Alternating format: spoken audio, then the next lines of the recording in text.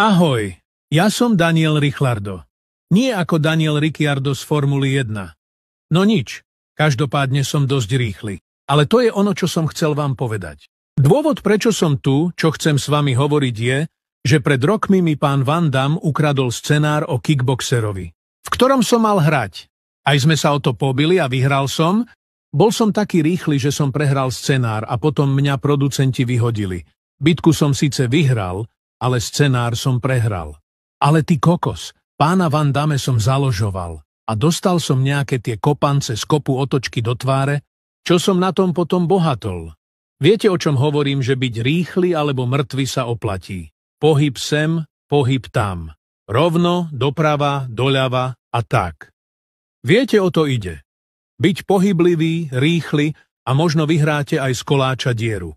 Ale nevadí, život ide ďalej. A treba sa motivovať a mať svoj vlastný vzor, sám seba a veriť si. Iba tak sa vyhráva. Kto si neverí, neriskuje, nemá nič. Ani tú z koláča dieru. Ak som ťa dostačujúco motivoval, tak ja som bol Daniel Ricciardo. Ahoj a pekný deň ti prajem.